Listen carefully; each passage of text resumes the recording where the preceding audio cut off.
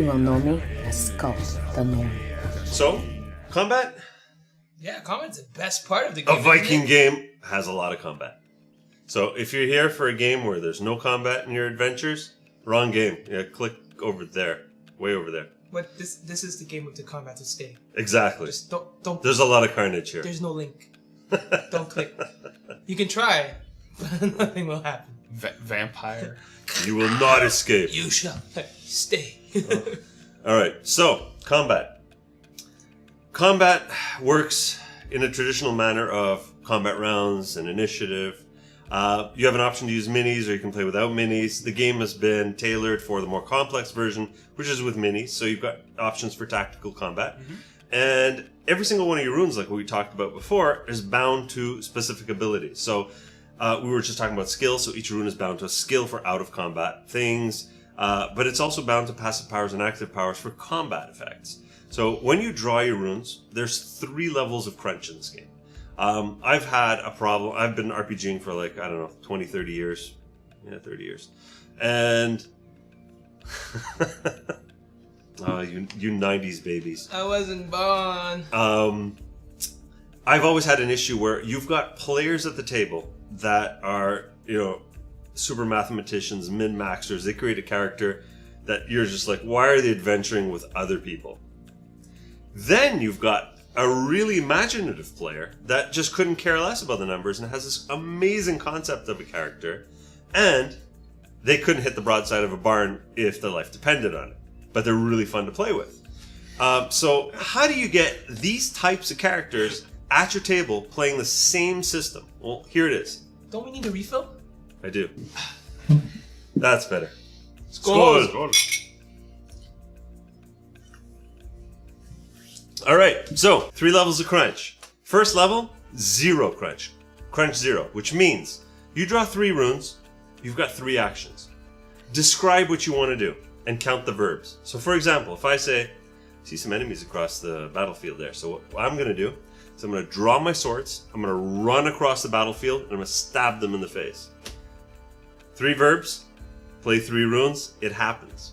So the crunch level 0 allows you to really have cinematic play, and we call those generic actions, right? You play a rune for a generic action. That's where you become very, very creative by using verbs that have 2 meanings, like a vault, stuff like that. It's very, very useful.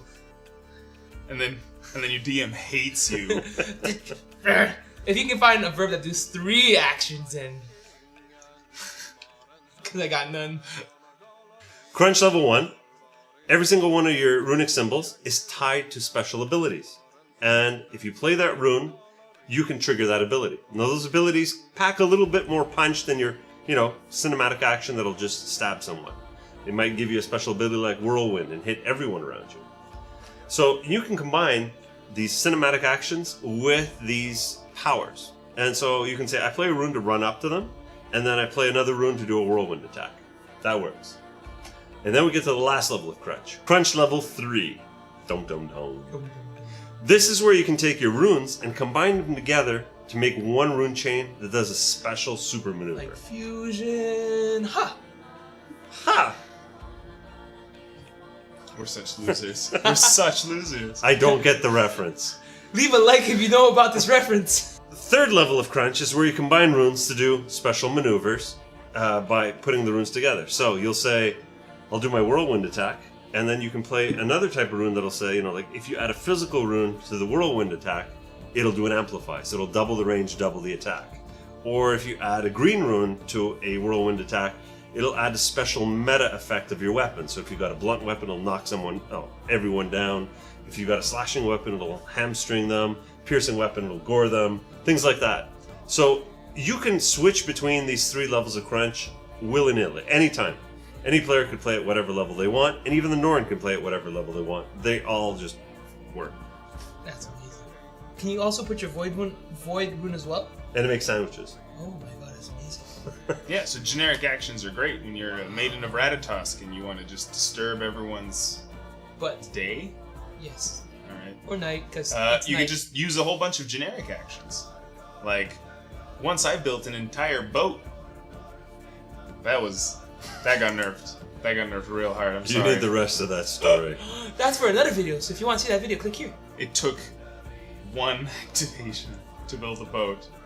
No, to deconstruct the To boat. deconstruct a boat and then And build build a boat one next next to it during a Kraken fight. Yeah.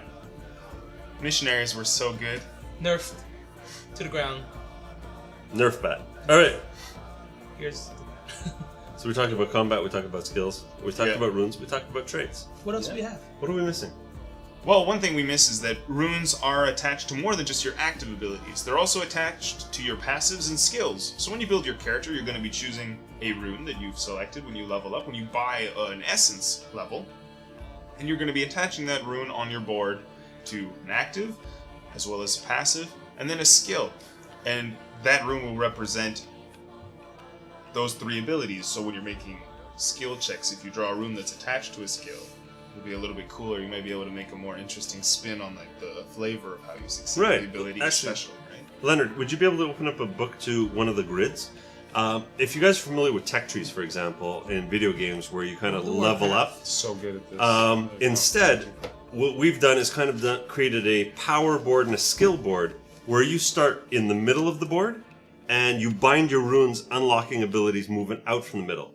This allows you to have, almost like, I won't say unlimited, but Very, a wide enough very range that we've seen players, multiple players in a group play the same archetype, but have completely different builds because they've gone in different directions, they've picked different specializations. And that was kind of a goal for me too. I came from a lot of systems where once someone said, I'm playing the Paladin, the option just fell off the table. Because if you played another Paladin, they'd be carbon copies leveling up next to each other. So there's no like max level, right? You can go almost limitless, so you can keep going into. Currently different- there is. Oh. Currently the max level is 75. 72.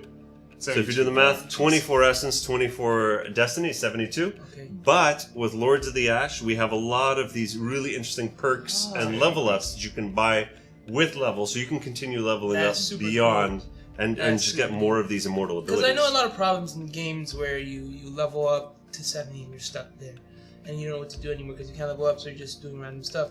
But if you make it like as you keep going and going and you add up, it's a little more fun because you add more stuff to it. So that's really neat. And- Tips and tricks for Norns, though, when you're making monsters, because their abilities aren't attached to individual runes, they're attached to specific Not colors. the symbols, yeah. They're not attached to the symbols, but they are attached to the color of the runes. You're effectively limitless in level. So if you wanted to have your players go up against some sort of epic deity, and you don't want that character, your players are level 72 then, and you want to push their buttons, there's nothing stopping you from having a level 150 character. Oh, they if you can have just the take a bunch massive of runes and put them in a bag, and you can have 300 essence if you wanted to. If you want to buy some runes, click on this link right here and lead you to the Fair Norman page. Shameless advertising. Excellent. So, There's such a thing as shameful advertising. Shameless advertising. Okay, there we go. That's what I said.